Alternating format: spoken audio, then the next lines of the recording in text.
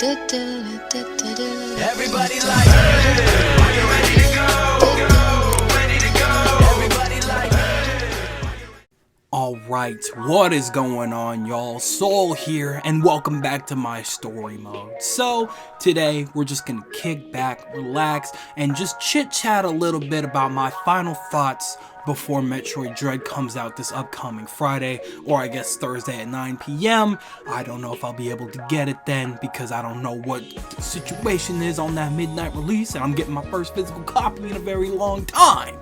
So we'll have to see how things play out. However, Metroid Dread comes out this week, and that's a very, very big deal, okay? Metroid has been a very good series that Nintendo didn't properly take care of like it could have and should have throughout the years, but it's finally back in full force, and Metroid Dread looks so good, so pretty, so interesting, so fresh, and so unique that a lot of people were like, whoa! I want to get that one. I want to play that new Metroid. I want to play that brand new, shiny, pretty Metroid that's coming out. And then there's me. Okay, I am one who likes to play a lot of games. Okay, I like to play a lot of games, and I like to play a lot of new games, and I like to get into new things and new games all the time, okay? And taking a look at Metroid Dread, I'm like, yeah, I definitely want Metroid, but I know that there are previous Metroid games that exist, you know, and I'm very like, I'm just gonna put it like this. I'm now mostly a Metroid fan, okay? Which is why I am now more than ever very much looking forward to Dread this upcoming weekend, okay? So, anyway, I wanted to talk about my final thoughts, every just last little thought in my head before the game comes out, because this is probably going to be the last video about Metroid Dread that you're going to see before the game releases. I probably only did 2 at this point, and I definitely will not be able to think about literally anything else, because I am recording this the morning of the Final Smash character's release, and I'm not going to be able to think about literally anything else, which is why I'm doing this beforehand. So I just want to talk about my experiences so far with Metroid, and just talk about what I'm feeling towards Metroid Dread as a whole. So I guess without further ado, let's just hop into things. So like I mentioned a moment ago, when I want to get into a new series or something like that, I want to know as much as I possibly can reasonably about the important parts of said series, okay?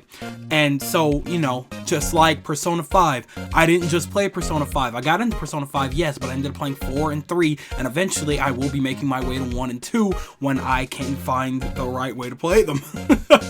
But I will be definitely getting into them. And so, just as just a pure example, you know, I started in the middle of the Kingdom Hearts series. I have now played literally every game. So, just saying, I'm one that likes to know every possible thing about that series to the best of my ability. And when it came to Metroid, I knew that I knew the moment I looked at Metroid Dread that I would want to pick it up day one.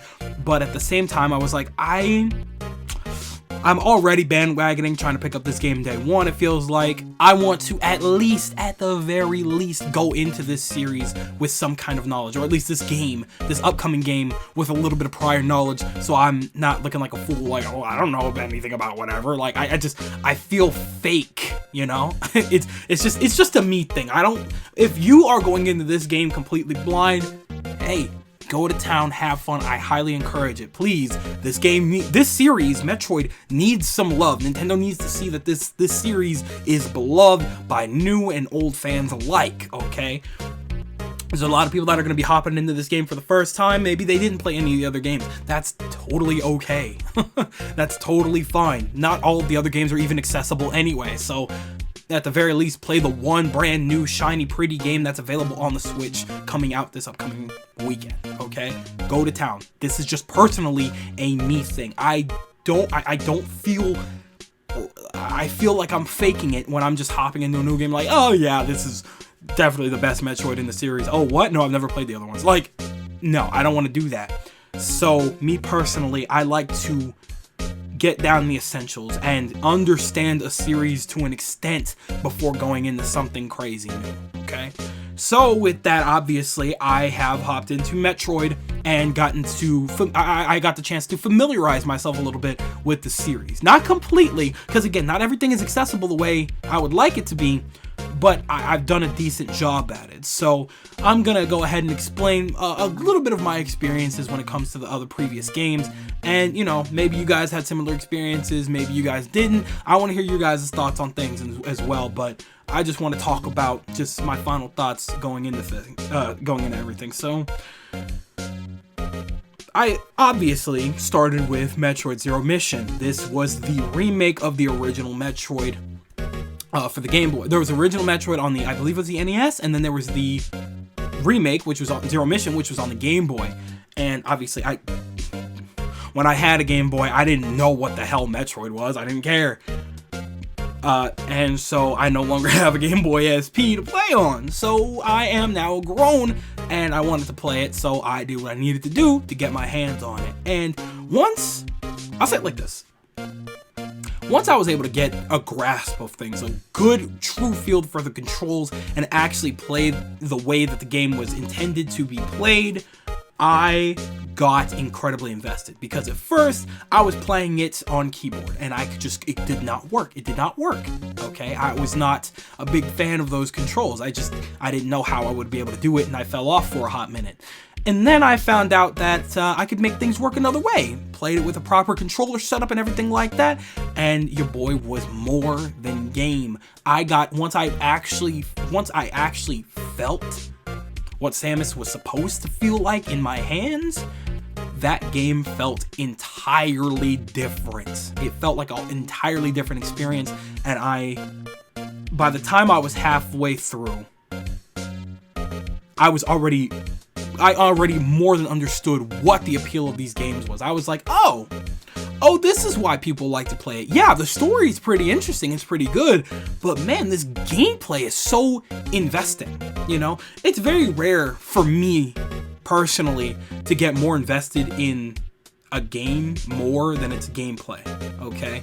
Sometimes I remember like, oh yeah, I want to experience that story again. I'm like, oh yeah, but that means I have to play the game again. And sometimes that's not really a problem, you know? Obviously, that's why games like Persona and Kingdom Hearts and stuff like that are some of my favorites, Pokemon, whatever, because I know what to expect with the gameplay, and I remember having tons of fun with it. And I'm not saying that other games aren't fun or whatever, but it's very rare for me to want to continue a game strictly because of the gameplay, you know? And I'm not saying that the story is bad here, but it was in an era where, you know, these little kids were playing on Game Boys, you know, and the story isn't like, that's whatever to these kids, you know, they're just playing the game. And so that's what Zero Mission was. It was just the game, or mostly the game, you know? Again, the story was there, but I was hooked on that gameplay. It was just so much fun to really finally understand what a quote-unquote Metroidvania was, okay? And beforehand, I had played like 5 minutes of, Hollow Knight, and that was the first Metroidvania that I had ever really tried to get into, because usually that style of game just isn't for me. And, you know, I took a look at it, I'm like, alright, I'll give it a shot. And I fell asleep. I got so annoyed trying to find where I was supposed to go next, and I just got tired, and I was just like, I fell asleep on this? I must be finished with this. No. Now, I'm not saying that Hollow Knight's bad. I probably have to give it another shot now that I understand more than ever now how Metroidvanias work. Please understand that. Playing Metroid Zero Mission has taught me a lot about what it means to go through and really feel that gameplay, get a feel for getting stronger, and then getting that satisfaction of getting that new power-up that allows you to get through some door that you missed, or some area that's hiding something that you now have the power to go back and deal with. It felt so gratifying and so satisfying. And so, while it was a lot of backtracking, which would normally get on my nerves, I was excited. I would get a new power and be like, yes, finally! I remember that door that's back this way! And I would go down, and I would get that damn door. Metroid Zero Mission is a great, I'll say it like this, it's a great, phenomenal starter to Metroidvanias. I've never played Castlevania, but quite honestly, they did release like a big pack thing recently, a couple of days ago after the Direct. I may go ahead and try that out now. Now that I understand how Metroidvanias work, and I've started with a very simple one that did a very good job of keeping a challenge while also staying relatively simple, okay? And I thought it was a very fun game. I enjoyed Metroid Zero Mission a lot, especially the end. It was so satisfying to see everything that happened, you know? Spoiler alert, I'll give you a second to skip ahead like 20 seconds. Samus like losing her suit, going in, you know, meeting with the murals of the Chozos, and then getting her suit back and just becoming this god, you know, this powerhouse. It was so satisfying to see that, and then to take that to the final boss of the game. Felt so powerful. It was what the beauty of is the beauty is it's all in the gameplay. It was all in the gameplay, and I love that a lot. Like, it told its story that it needed to tell, you know, kind of, but that gameplay just made me feel like accomplished and felt so good. And Zero Mission, for what it like for its time, it's held up very well, and I very much enjoyed myself, and the appeal is now there for me. Like, man, I finally understand why these Metroid fans that have been around and quiet for as long as they have, because they had to be, were so passionate and how much they love this game and why. I understand where they're coming from now. This is a very fun game, right? So I eventually finished Zero Mission, and then I made sure to look up what games I needed to play in order. There was Metroid 1, there was Metroid 2, which eventually got remade into Metroid Samus Returns. There was Metroid 3, which was Super Metroid, and then finally Metroid Fusions. So I'll be completely honest, when it comes to both Samus Returns and Super Metroids, I read summaries. Now, I'll explain myself. So, now it would have been possible for me to get the second Metroid game, but I didn't want to get the original because I knew for a fact that I would be very irritated that it didn't feel anything like the Game Boy's controls, and I know me, you know, I'll eventually get to it, but right now I just need to know the story, and I'm not paying $40. I was not paying $40 full price for Samus Returns on 3DS. Alright, my 3DS is literally almost a decade old. It's not happening, Chief. I'm sorry. It's too pricey. I don't know how many deals have gone by, but it's too late now. And they're definitely not giving any deals now, especially that they know that people want to catch up on the series. They're probably banking like, hey, Metroid Samus Returns. It's right there on 3DS. Go for it. No. Hell no. Sorry. Not right now. That's pricey, and that money is going right towards Dread. So I did what I needed to do, and I read up very thorough summaries multiple times. I wanted to understand things as thoroughly as I could to understand what I was going to be getting into before getting into Metroid Fusions. And the summaries did a very good job. You know, there was the wikis, there was other explanations that I found in other areas and things like that. Summaries from other people that would explain certain situations better than even the wiki would, and things like that. And so I got a better understanding of what happened with Samus and the baby Metroid, and then in the third game and everything like that. And it was a very interesting little story. It was very simple, thankfully. The Metroid series is not crazy hard to understand. There's a lot of political stuff in the manga, but we'll talk about that later. But for the most part, it is all fairly simple to understand, even especially when it's summarized, and it's, you know, it was very easy to catch up on, thankfully. And so eventually I'll find my day and I'll come back to these other games and give them a shot, but right now it's too close, and I didn't want to pay $40, and I don't know, I didn't want to play the original Metroid 2, you know, and it is what it is. Or, yeah, and then, you know, there is Super Metroid, which is on the, quote-unquote, virtual console. The virtual console pisses me off. I barely ever want to use it. The virtual console just pisses me off because they have the audacity. Anyway, no, we're not going to talk about that. Anyway, so I did what I needed to do, and then I went over to Metroid Fusions. Okay. So then there's Metroid Fusions. By the way, I understand the Super Metroid is probably one of the It's considered one of the greatest games like ever. Like, I know a lot of people really love Super Metroid, and eventually I will be getting to that. Please do not ever doubt me. Even after Dread, I will be going back through this series eventually. We'll get to that in a minute. But anyway, looking back at Fusions now.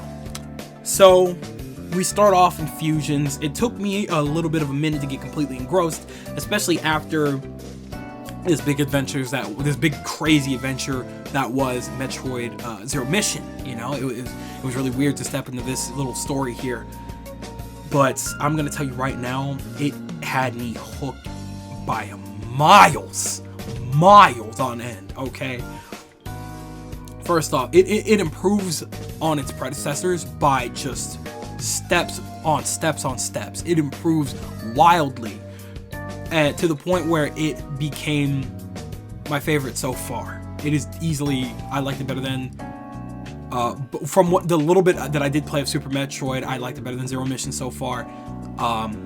And I haven't seen too much of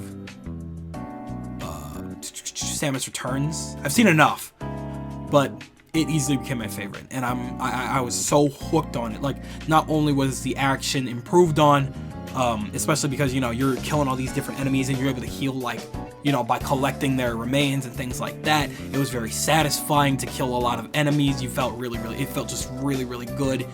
And then there was more story. Now this is what hooked me the most, okay? Like I said, the first game, it did have its story, but the second one had a lot more dialogue. It wasn't too much dialogue to the point where you're sitting there for like 20 minutes just clicking through stuff, you know? They didn't do that on Game Boy. But it was enough to explain the situations thoroughly, explain what Samus's thoughts were, explain what the situations were, and explain where you needed to go at a moment's notice. And I appreciated the hell out of that because, you know, you got to understand what was actually happening on the ship that you were exploring. You got to understand what was happening on the other side and what they were dealing with their situation. You got to understand a little more of Samus's thoughts, you know, when going up the elevator, she would think about Adam and everything that was happening, and then even near the end she would actually talk more. She would actually respond to them, you know. Normally I assume she would give like a little nod or something, whatever. She understood the mission, but then, you know, she started to see some things and she was like, wait a minute, hold on, we need to talk about this, and she actually spoke her mind a little bit, which was so satisfying to me. It was so nice to see that Samus wasn't just this player incarnate. Samus is her own character. She has her own thoughts, and she's thinking what we're thinking. What the hell is going on? And it's one of those things where, you know, a lot of these games that we play lately, you know, we do get these custom characters that don't really need to say much, whatever, but it was really satisfying and a breath of fresh air to see Samus actually speaking her mind on a situation. It was nice. I love that. I loved hearing her actually put her thoughts out there and, you know, be reminded that she's not just some robot that we're filling our shoes in. This is a whole ass character with a whole ass story with whole ass thoughts behind her in her actions here. And, you know, she wasn't taking crap. I'm gonna just put it like that for anybody who doesn't want to get spoiled, you know? And so it was very nice. It was very interesting to have it like that, which is why I liked Metroid Fusion so much like I did. I fell in love with Metroid Fusion. I really did. You are most likely seeing my gameplay up on the screen. We'll see how it happens. So this, I will say it like this: Metroid Fusions is not a game that I recommend skipping. You know, you want to learn about Metroid Dread, you want to learn what happened right beforehand, Fusions is the way. I highly recommend you make that happen, Captain. So, the next main thing that I did, which was kind of the last thing I did, I guess, because it was the last thing I really could do besides, you know, going back and playing the other games, was reading the manga.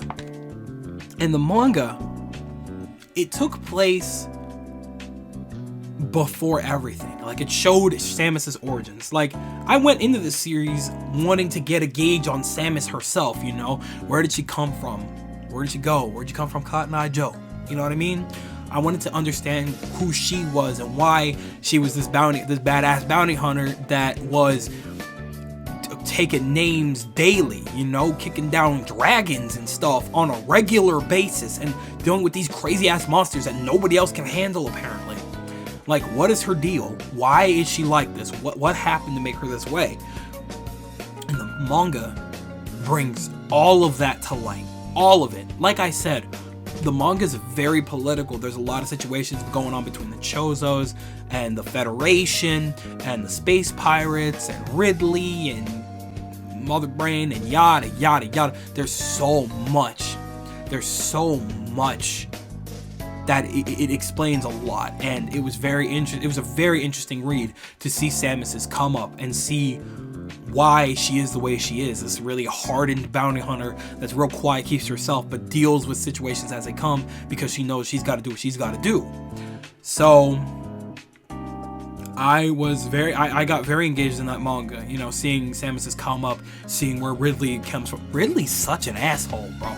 Now seeing him like in Smash now, like, man, that guy's an asshole.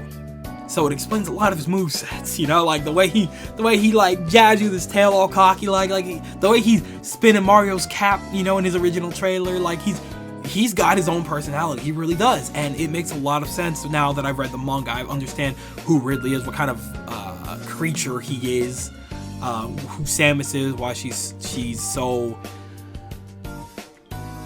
I'll say, mysterious for now, I guess, because she's gone through a lot, and the manga really sums that up in a very, very good way. And I'll say it like this, man, that manga's dark. Like they really touch up on a lot of you know, thoughts and things like that going through her head, seeing a lot of the crap that the space pirates pulled and what Ridley pulled and what happens to innocent people. You know, Samus really had to deal with a lot coming up, and it was very interesting. It was a very interesting read. It was so short too. Like, it's older. It came out in like the 2000s. Like, it was very old manga, but nonetheless, it was a very good read, and I couldn't recommend it enough if you want to just get the origins of Samus and get an understanding of what she's like, you know, behind the mask a little bit, you know. I don't want to spoil it for anybody that wants to read it, but I do highly recommend it. And so then the last couple of things that I looked at specifically were the Prime series and Metroid Other M.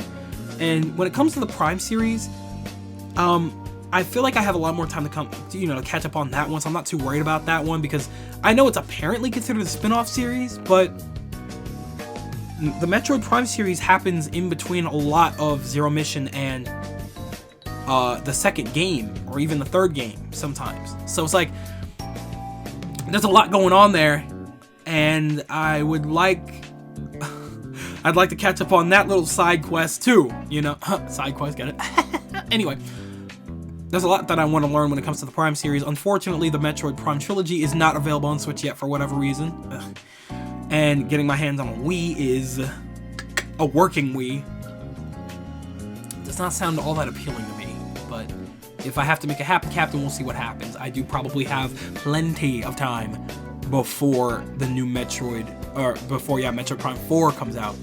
So I do want to catch up on that, and I'm definitely going to spend a lot of time looking into Metroid Prime, the original. If I have to watch it, I'll watch it all the way through, or if I can get my hands on some copies, we'll see what happens. It's probably impossible by now, but let's see what happens. So I really do want to catch up on those eventually, but I know that those are a separate story from what we've got going on in the main series here before Dread. So eventually we'll see what happens with that. And then there was that one other outlier game that I completely forgot about until I had to look everything up, which was Metroid Other M. Now, I have seen the public's opinion when it comes to this game here.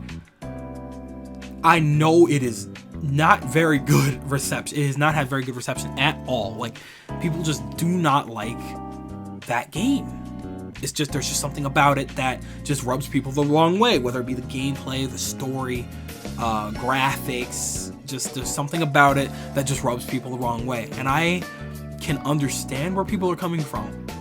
However, as somebody that's newer to the Metroid series, hasn't exactly gone through Prime or anything like that yet, I'm gonna put this out there right now. Other M looks a lot more interesting to me than the Prime series.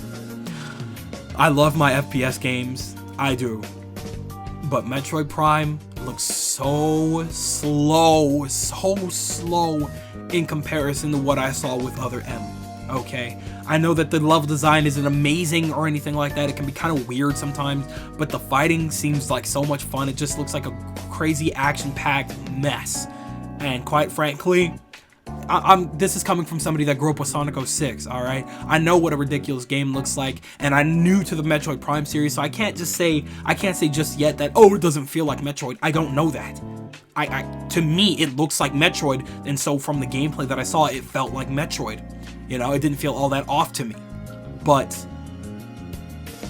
me personally, I like the style that they introduced in Other M more than the simple FPS situation that they introduced in Prime. You know, nothing against it, and I will still play it and probably enjoy it, but it feels a lot slower than this third-person action game that they introduced for Other M, or this gameplay style rather, that they introduced for Other M. And quite frankly, I would like to give that one a shot as well. You could tell me if I'm wrong, you could tell me if that upsets you, but me personally, I would love to give that a chance. So, we'll see what happens with Other M. Okay? I would love to see, like, this isn't something that, I don't know if I've mentioned this before, but I would love to see the gameplay style of Other M with the care and love that they put into the level design of the original, you know, Metroid series, as well as the writing and care that they put into the entirety of the Metroid series so far, you know, because the dialogue, the way they spoke was very awkward. That is the one thing I will say. I hate the dialogue in that game so far. The way they speak is kind of annoying, especially Samus. Goodness me. Either way, I want to learn more about Other M though. I want to see where, like, what that is, what it feels like. Maybe if once I actually play for myself, I'll understand what it is about that game that people don't really care for, because watching it does it some real justice. I'll tell it to you like that so far, but I haven't seen everything all the way through. Eventually I will take a look at it. So now that is where I am with the Metroid series. I still have a lot to play, but I'm definitely going to play Dread first, and then I'll be able to catch up on everything else eventually, because Nintendo. Love you guys, but come on. So anyway, so that's it for that. Now the last thing that I wanted to talk about was just Dread itself for a second, because high key, a little scared. Now, I'm not the most clever when it comes to video games. Sometimes, you know, just like any other human, there were times where, you know, I would get stuck in the other Metroid games, and I would just look up a little guide, you know, just see like, all right, where do I need to go from here? Okay, cool. I'll leave it at that. Thank you, walkthrough. I'm getting back to business. Now, Metroid Dread, I'm going into completely blind, and I would rather not look up any kind of walkthrough or anything like that, because I would definitely see spoilers. I didn't care about spoilers in the older games because I'm going to learn about that like in 10 minutes tops from where I am. But Metroid Dread, you already know, you know, you got Prosafia Gaming, that's probably already, he got the thumbnails all ready to go on YouTube for Metroid Dread, for the final boss and everything like that, like every boss available, yada yada yada yada, whatever the hell, bro. I don't feel like it's gonna be safe for me to look up a walkthrough, and then there's gonna be a time where I get stuck and I'm not gonna know what to do. And realistically, that is a very dumb thing to do, because eventually, after plenty of searching and backtracking, I will eventually find my way. I'm just being very unreasonable. That's just how I operate sometimes. Get used to it. But I welcome the challenge. I'm very much looking forward to the challenge, but I fear getting stuck. I hate getting stuck. I really, really do, especially in such an interesting story based series like Metroid. Like, I really want to learn more, and getting stuck in the gameplay infuriates me like nothing else. Like nothing else. There's nothing more frustrating to me than getting stuck in the gameplay, even if it is fun, when there's such good story just lying in wait for me.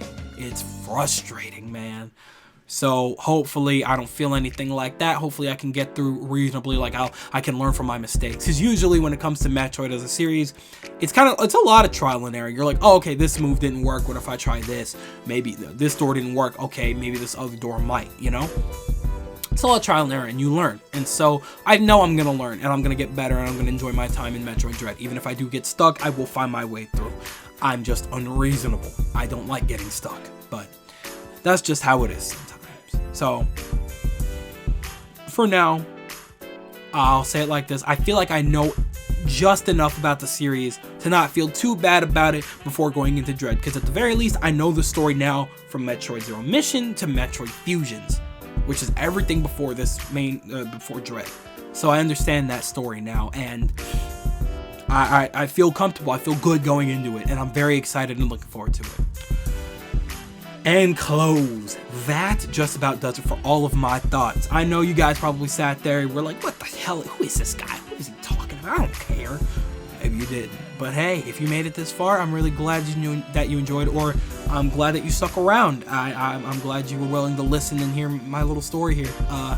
I like to do stuff like this. I love just talking about my experiences with games, man. That's just what I like to do.